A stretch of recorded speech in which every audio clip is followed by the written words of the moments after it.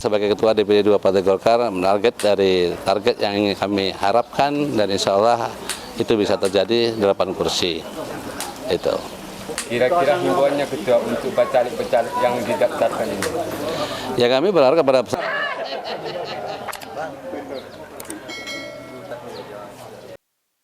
Dewan Pimpinan Daerah Partai Golongan Karya, atau DPD 2 Partai Golkar Kabupaten Aceh Singkil, mendaftarkan bakal calon legislatif ke Komisi Independen Pemilihan, atau KIP Aceh Singkil, Minggu, tanggal 14 Mei tahun 2023.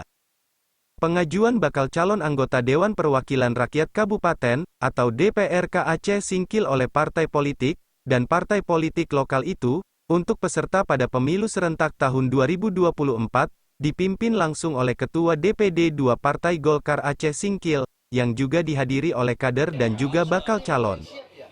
Sementara, untuk penerimaan dokumen persyaratan administrasi bakal calon DPRK Aceh Singkil itu, diterima langsung oleh Komisioner KIP Aceh Singkil, berlangsung di Sekretariat KIP Aceh Singkil, juga hadir Panwasli Aceh Singkil.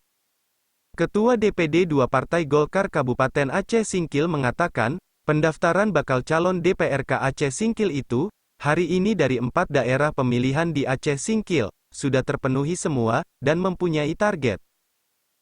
Ya pasti kita sebagai Ketua DPD 2 Partai Golkar target yang ingin kami harapkan dan insya Allah itu bisa terjadi 8 kursi. Itu. Kira-kira himbauannya Ketua untuk bacalek-bacalek yang didaftarkan ini?